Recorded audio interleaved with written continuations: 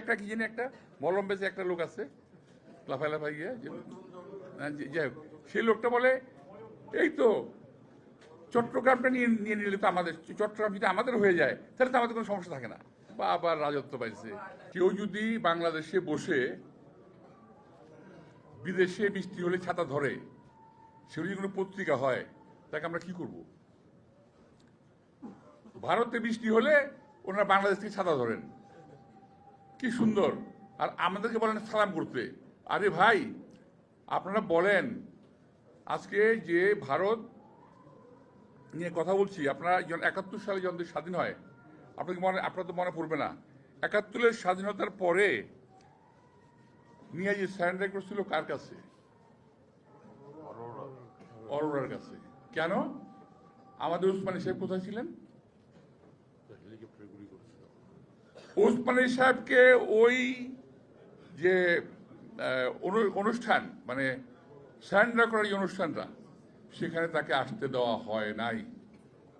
এখন ভারতের বলে কি জানেন? রাহুল গান্ধী নিজে বলেছে, আমি শুনেছি এখন থেকে আরো কয়েক বছর আগে, এখনো বলে যে বাংলাদেশকে তারা স্বাধীন করে দিয়েছে। আমরা বলি এই দেশকে আমরা স্বাধীন করেছি। আমরা বলতে চাই তোমরা পাকিস্তানকে ভাগ করার জন্য যুদ্ধ করেছিলে, সেটাও তোমাদের স্বার্থে, আমাদের স্বার্থে নয়। এখন আবারও চোখ তুলেছে বাংলাদেশের দিকে। আমরা শুনতে পাচ্ছি ইতিমধ্যেই একটা রাষ্ট্র ঘোষণা হয়ে গেছে। ভিতরে ভিতরে ইন্ডিয়ান পত্রপত্রিকা, ওদের কাগজে কলমে দেখা যাচ্ছে হিন্দু দেশ বলে দুটি দেশ তারা অলরেডি চিন্তা ভাবনা করে ফেলেছে।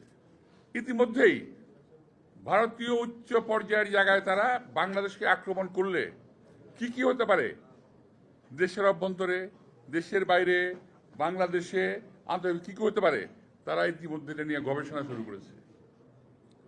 আপনারা যারা সোশ্যাল মিডিয়ায় যান, দেখেন যারা, তার দেখবেন এটার মধ্যে পরিষ্কার পাবেন। যারা এই দেশের দিকে লোলুপদৃষ্টিকে তারা তাকাচ্ছেন, অর্থাৎ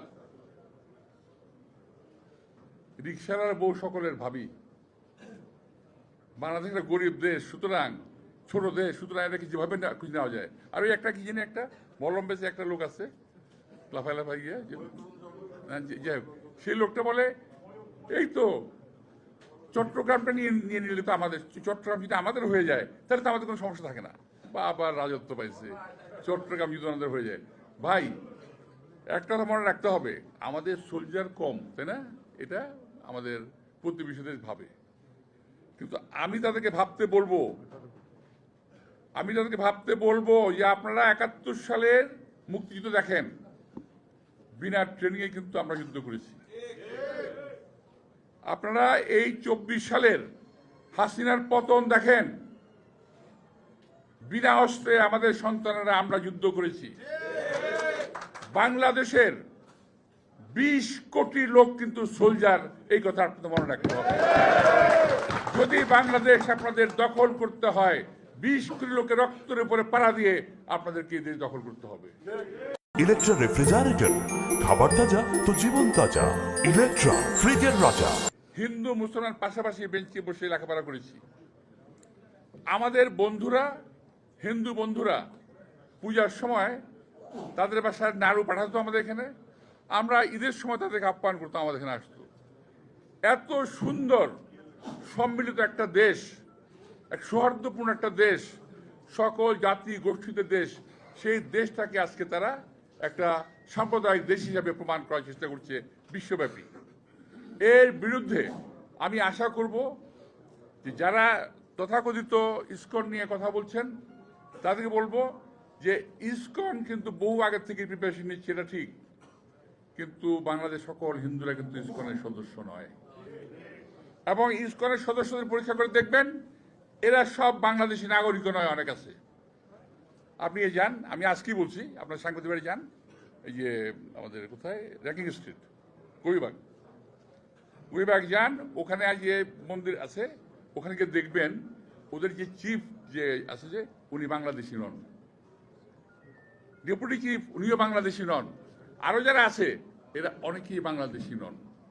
সুতরাং আমি দেখেছি বাংলাদেশ, আমি ইসকন আমি শুনি নাই, এই প্রথম শুনলাম, মানে বহুদিন পর কিন্তু এদের একটা অসৎ উদ্দেশ্য আছে বাংলাদেশে একটা সাম্প্রতিক গন্ডগোল লাগানোর জন্য, যাতে করে এর মধ্যে ইন্ধন যোগাচ্ছে কে?